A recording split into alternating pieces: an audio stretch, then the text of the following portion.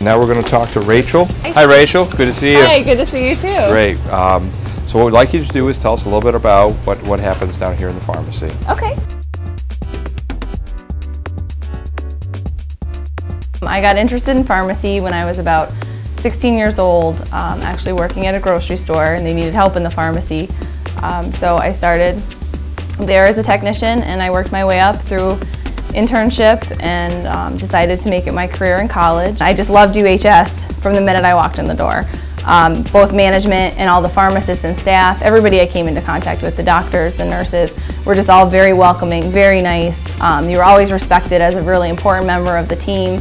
As a pharmacist, mostly what we do is, when we're down in the main, is enter orders, and we also check all the runs before they go up to the floor to ensure accuracy for our patients. We also are in charge of the IV room. We also check all the IVs, but we also enter orders, which I'll take you around there in a second and show you, based on all our new software, so it's working out good. We actually have some new document imaging software, which is our brand new addition, where the nurses upstairs actually scan the orders in.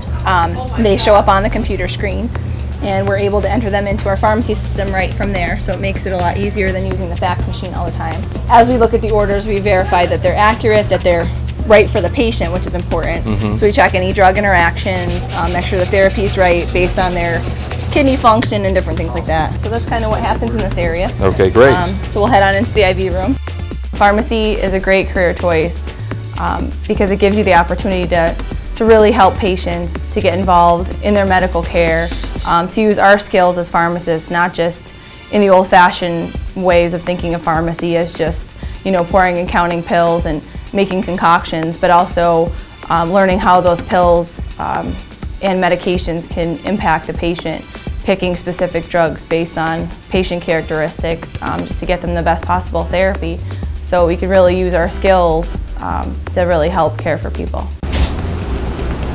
So this is where all the IVs are made in this area, in our hoods here, and making them in the hood just ensures that they're going to be a sterile product. We use all our clean technique or sterile technique. When the IVs are done, they're put on the counter for the pharmacist to come in and check, make sure they're done accurately.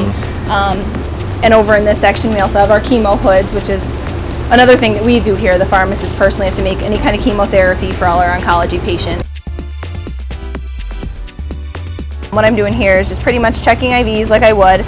So I'm just ensuring that they're accurate, what they should say on the label. I put my initials there to let everybody know that once my initials are on there, they can be taken up to the floor, and the next step is right to the patient. So what our technicians do pretty much is they're going to pull all the medications, check it themselves almost. So it's like another double check for us. And they put the labels on, make sure everything's correct. Like some meds, like this one, needs to not be in the refrigerator. So there's important messages. Some of these in these brown bags, they can't be exposed to light or else they break down. Technicians are aware of all these little integral details that we also learn, but they're right up on the same level as we are. They keep the whole place running.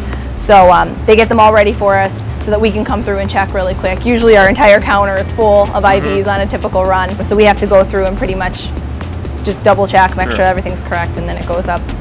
Pharmacy overall is just a great profession. We have so not only job security, but also we have a great salary, so you're able to support yourself or your family, which is really important. And you actually feel like you've used what you learned in school and you're actually helping patients. So how much education does it require to be a registered pharmacist? Well, it's 6 years now, and it's your doctorate in pharmacy. You can go on after that to do additional years in residency training, things like that. But the standard is now the doctorate for 6 years.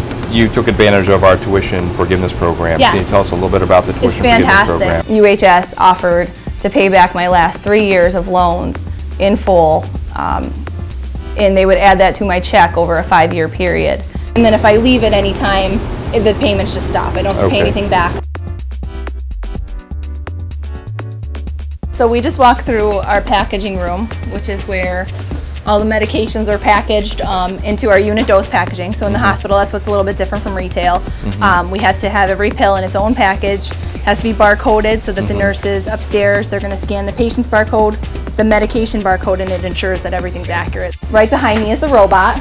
Our robot houses at least a couple hundred medications, and it's all computer run. So the patient's barcode gets scanned, a list of their medications comes up on the screen. The robot zips around, picks up all those medications, scans them for accuracy, and then puts them all in their tray, and they go up every morning. So it makes it a lot easier. If you could describe for me a little bit about what's different between practicing pharmacy in a hospital setting as opposed to a retail setting. Retail pharmacy is great, but I couldn't pass up an experience in hospital pharmacy. You just get to interact a lot more with the physicians. I do a lot of work upstairs too on the floors. We have our decentralized pharmacies. So you're rounding with physicians. You're an integral part of the medical group. You get to make recommendations. You're involved in somebody's therapies. You have more hands-on, more say in the medical team part. Great. So it's really rewarding.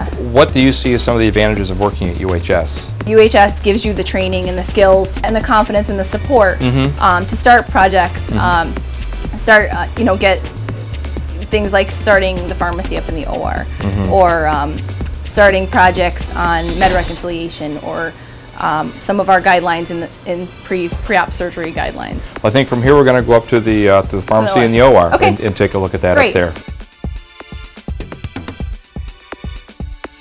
I think it's integral to have the pharmacy up here in the OR because it's a very high-speed, intense situation that we have in the OR. So patients are critically in a critical state, so we need to be able to have access to medications. So we have nurses and doctors and anesthesiologists coming in and out all day long, taking what they need. We set up for some of the cases that we do during the day, and also we have our hood in the back, so anything that we need to make to run into the OR for a case or that they need to set up can be made here in a sterile way. But it's a little bit more involved in the OR, so you're dealing with things that you need to make, you need to run to rooms, so more high-paced. You're also covering floors just like you would cover floors in any other spots. We're responsible for all their orders, checking their accuracy, and also monitoring some of the antibiotics that we dose. Well, I appreciate you taking the time. This is great. Thank you very much. Thanks.